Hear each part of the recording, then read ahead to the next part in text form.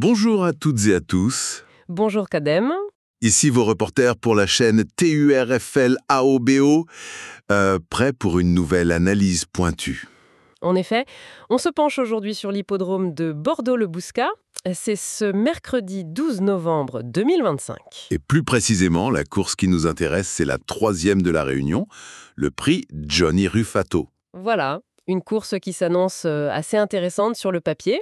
Oui, on parle d'une course D au trot attelé. L'allocation est de 35 000 €. Pour la distance, on est sur 2650 mètres, piste en sable et, attention, corde à droite. 14 partants annoncés, des chevaux de 6 à 10 ans. Condition importante, ne pas avoir gagné 245 000 €. Exactement. Et puis, il y a ce fameux recul de 25 mètres. Bah oui. Pour ceux qui ont dépassé les 119 000 € de gain. Donc, 2 poteaux de départ, ça change pas mal la donne tactiquement. Oui, ça complexifie un peu les choses. Départ prévu à 13h55. Côté météo, a priori, pas de souci majeur. Terrain bon, un ciel un peu nuageux. Température agréable, 21 degrés. Donc condition idéale, on peut dire. Oui, c'est important, surtout à Bordeaux. Cette piste en sable, corde à droite, elle est connue pour être sélective. C'est vrai. Et la ligne droite finale, 320 mètres, elle est longue. Elle peut permettre des retours parfois spectaculaires. On juge le niveau assez difficile. Clairement, ça va demander de la tenue et une bonne tactique. Tout à fait. Bon, le décor est planté. Notre mission aujourd'hui pour l'équipe Turflabo, c'est de vous livrer notre analyse et notre pronostic exclusif pour cette épreuve. On va essayer de décortiquer tout ça. Ce qui est intéressant dans cette course, c'est justement ce mélange. On a des chevaux d'âge expérimentés, Oui, et puis des 6 ans qui ont peut-être un peu plus de marge, répartis sur les 2 échelons. Comment tout ça va s'articuler en course, c'est la question. alors allons-y, rentrons dans le vif du sujet. Après avoir épluché les performances, les engagements, les bruits d'écurie, quelle est la sélection Turflabo? Alors, notre pronostic Turflabo en 8 chevaux pour ce prix de Johnny Ruffato, le voici. En place en tête le 10, Jour de fête. D'accord. Ensuite, le 5, Jadou du Lupin. Puis le 1, Jason Blue. Derrière, le 3, Jalto du Tremont. Mhm. Le 8, Il vient du Lude. Le 14, Harmonie Lagnois. Le 9, Hôtel Mystique. Et on termine cette sélection avec le 2, Jasmin Mérité. Ok. 10, 5, 1, 3, 8, 14, 9, 2. Une sélection qui mixe bien les deux poteaux. Commençons par votre favori, le 10, Jour de fête. Il rend 25 mètres, mais l'engagement semble bon. Oui, c'est exactement ça. Il vient chercher un engagement plus facile, disons, en province, après avoir couru à Vincennes. D'accord. L'entourage de Nicolas Bazir est plutôt confiant. Il vise une place dans les 3. Et surtout, il est présenté pieds nus. Ah, le fameux mode course. Voilà, c'est une configuration où il est vraiment performant. Plus de 70% de réussite dans l'argent quand il est déféré des 4. Mais alors, il y a quand même un mais, non? La corde à droite, il n'a quasiment jamais couru à droite, et sa dernière course à Vincennes, c'était pas terrible. C'est le point d'interrogation principal, c'est vrai. On ne peut pas le nier.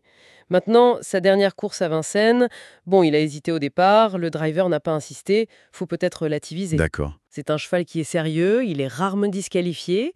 S'il s'adapte bien au virage à droite, sa classe peut parler. D'ailleurs, la presse en fait son 3e favori. Donc, on mise sur sa qualité intrinsèque. Passons au premier poteau. Le numéro 5, Jadou de Lupin. Lui, il part devant et il reste sur une victoire. C'est le favori logique, peut-être? Il coche beaucoup de cases, c'est clair. Sa victoire à Machecoul, bon, le lot était peut-être un peu moins relevé, mais la manière y était. Oui. Et surtout, il connaît Bordeaux. Il a déjà gagné sur ce parcours précis en début d'année. Ah, ça, c'est un atout majeur. Oui, c'est un cheval qui aime aller devant, un cheval de train. Ce profil, ça colle bien à Bordeaux, je pense. Et on entend dire que l'écurie Marmion est en feu en ce moment. Ah oui, absolument. Jean-Paul Marmion, c'est presque indécent sa réussite actuelle. On parle de 98% dans les gains sur le dernier mois. Ah ouais, quand même, hein. C'est énorme. Donc l'écurie vise le podium, clairement. Avec Antoine Wills au sulky, qui réussit très bien ici dans ce genre de configuration, bah oui, logiquement, c'est le favori de la presse. Difficile de l'écarter. Très solide, oui. Mais juste à sa gauche au départ, il y a le numéro 1, Jason Blue. Lui aussi, il a gagné ici, mais c'est un profil très différent, non? Plus caractériel? C'est exactement ça. Jason Blue, c'est un peu tout ou rien. Capable de gagner ici, comme il l'a fait, mais capable aussi de faire la faute n'importe quand. Hmm. Son entraîneur, Charles-Antoine Méry, dit qu'il a été malchanceux récemment, notamment à Argentan où il a été gêné, mais physiquement, il serait au top. L'engagement en tête, c'est bien, mais l'opposition est peut-être un peu plus forte que d'habitude pour lui. Le gros problème, ce sont les disqualifications. 18 fautes en 47 courses. C'est énorme. Comment on peut lui accorder notre confiance? Bah, c'est toute la question, c'est compliqué. Anthony Barrier le drive, et Barrier est redoutable ici. Mais voilà, il faut que Jason Blue reste sage. Un vrai pari. C'est ça, un coup de poker. Soit il trotte d'un bout à l'autre, et là il a la qualité pour être à l'arrivée, soit il se met à la faute. Son potentiel justifie sa place dans la sélection, mais avec une grosse réserve sur sa fiabilité. Pour les joueurs qui aiment le risque, restons au premier poteau, mais avec un cheval qui semble bien plus fiable. Le numéro 3, Jalto du Trémont. Ses stats ici sont parfaites, non? Ah oui, là c'est impressionnant. 2 courses sur ce parcours à Bordeaux, 2 victoires. Difficile de faire mieux. C'est clair. Et en plus, l'entente avec son driver, Matteo Gergouillot, est juste parfaite. 10 courses ensemble, 10 fois sur le podium. Il vient d'ailleurs de gagner. Et ce qui est rassurant, c'est sa régularité et son adaptation aux conditions. Exactement. Très peu fautif, lui, contrairement au numéro 1. Il adore la corde à droite, 79% de réussite. Et le chiffre clé, c'est déférer des postérieurs. 94% de réussite dans les 3. Ah oui, ça c'est un signe. Oui, aujourd'hui, il est dans cette configuration. L'entourage pense qu'il peut monter de catégorie et prendre une place, même face à une opposition plus relevée. Matteo Gergouille confirme qu'il est bien. Il vise le podium et il en a les moyens. Deuxième favori de la presse, ça se comprend. Un profil très séduisant celui-là. On passe maintenant au deuxième échelon. Le numéro 8, il vient du Lude. Il semble revenir en forme. Oui, sa dernière course à Lyon, cette deuxième place, c'était vraiment bien. Il a fini fort. Ça montre qu'il est sur la montante. C'est un cheval qui est très à l'aise corde à droite. 76% de réussite dans le trio sur ce type de tracé. Il découvre Bordeaux par contre. Il découvre Bordeaux, oui, mais le profil sélectif de la piste devrait lui plaire. Rendre 25 mètres, c'est quand même le défi. Oui, c'est le défi. Anthony Tintillier, son entraîneur et driver, le sait, mais il est confiant dans la forme du cheval. Il pense qu'avec sa dureté, il peut venir chercher une bonne place. Et il est déféré des antérieurs, c'est ça, hein? Oui, et c'est une configuration qui lui réussit bien aussi. 75% de réussite. Malgré les 6 ans de vent, c'est une candidature sérieuse pour les places s'il a un bon parcours. D'accord, c'est noté. Autre concurrente qui rend la distance, la jument, le numéro 14, Harmonie la nuit. Elle aussi revient bien et l'engagement est idéal, au plafond des gains. C'est ça. Sa dernière course à Laval, dans un quintet, elle aurait sans doute pris une place sans une faute à la fin. C'est encourageant. Ça montre qu'elle est sur la bonne voie. Voilà, et l'engagement est parfait, juste sous la barre des 245 000 €. Ça lui évite des adversaires encore plus forts. Ses stats corde à droite et déféré des 4 sont corrects, autour de 60%. Suffisant pour la voir finir à l'arrivée. Son entraîneur, Stéphane Bourlier, qui la drive, y croit. Il pense qu'elle a une chance solide. Il faudra du rythme pour qu'elle puisse revenir de derrière, c'est sûr, mais elle a de la tenue et de l'expérience. Une belle possibilité pour les places. Intéressant. On continue avec ceux qui rendent 25 mètres. Le numéro 9, Hôtel Mystique. Il a déjà brillant au quintet, lui. Mais il y a un point faible connu. Oui, Hôtel Mystique, il a l'habitude des gros handicaps. Une victoire, 4 places en 6 quintets, c'est pas rien. Mathieu Abrivard, son entraîneur driver, dit l'avoir préparé pour cette course. Il aime la corde à droite. Le cheval est prêt. Alors, c'est quoi ce fameux point faible? C'est le départ volté, c'est vraiment son problème. Il n'est pas toujours très rapide ou appliqué pour s'élancer. Et quand on rend la distance, Ça pardonne pas. ça pardonne pas, l'entourage le dit. S'il part correctement, il peut viser une 4e, 5e place. La ligne droite de Bordeaux peut l'aider avec sa pointe de vitesse. On l'avait vu bien finir le 5 octobre. Donc, tout dépend de la mise en jambe. C'est un peu ça. Son frère, Jean-Étienne Abrivard, le confirme. Si le cheval est appliqué au départ, les conditions sont idéales. Un bon candidat pour une place si tout se passe bien au début. Ok. Et on termine notre sélection avec le numéro 2, Jasmin Mérité. Lui, il part en tête, mais ses dernières courses sont pas très bonnes sur le papier. Oui, mais attention au classement brut. Franck Marty, son entraîneur, le dit sur la bonne voie. Il retrouve des bonnes sensations. Une place, ça lui irait très bien. D'accord? Ses dernières courses, c'était souvent avec des mauvais numéros derrière la voiture, en deuxième ligne. Il n'a pas pu vraiment s'exprimer. Et le fait de revenir sur ce parcours de Bordeaux où il a déjà gagné, ça peut l'aider? Tout à fait. Il connaît la piste, il a gagné ici l'an dernier.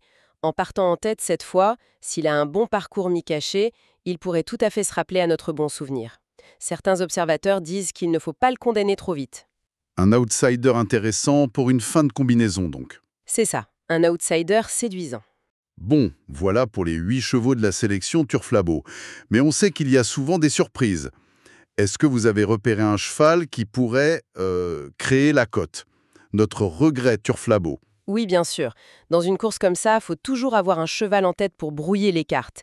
Et celui qui a retenu notre attention, en cas de défaillance, c'est le numéro 6, Gaucho de Lanoux. Gaucho de la Nouée. Pourtant, il a 9 ans, il rend 25 mètres, ses dernières courses sont pas folichonnes.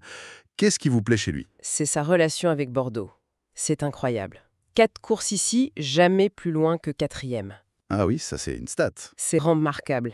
Et attendez, c'est lui qui a le record du parcours parmi les chevaux au départ aujourd'hui. 1,13,4. D'accord, l'aptitude au parcours est là, c'est sûr.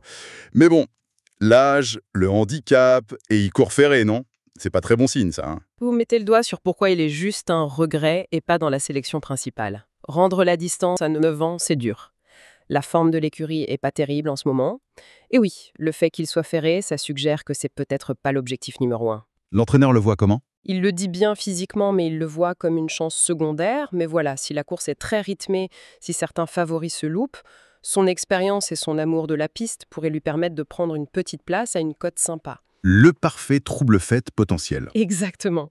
À ne pas oublier complètement pour une surprise. Très bien, je pense qu'on a fait un bon tour d'horizon des chances et de ce possible coup de poker. On peut peut-être rappeler clairement notre sélection de Turf-Labo pour conclure cette partie paillée. Absolument. Alors, le pronostic de l'équipe Turf-Labo pour ce prix Johnny Ruffato, c'est en premier, le 10, Jour de fête. Ensuite, le 5, Jadou du Lupin. Le 1, Jason Blu. Le 3, Jalto du Trémont. Oui. Puis le 8, Il vient du Lude. Le 14, Harmonie la nuit. Le 9, Hôtel Mystique. Et on complète avec le 2, Jasmin Mérité. Voilà. Et on n'oublie pas notre complément, le cheval à surveiller en cas de surprise, le numéro 6, Gaucho de Lanoux. Parfait. Voilà donc notre analyse détaillée, le fruit du travail de Turf-Labo. On espère que ça pourra aider pour les paris.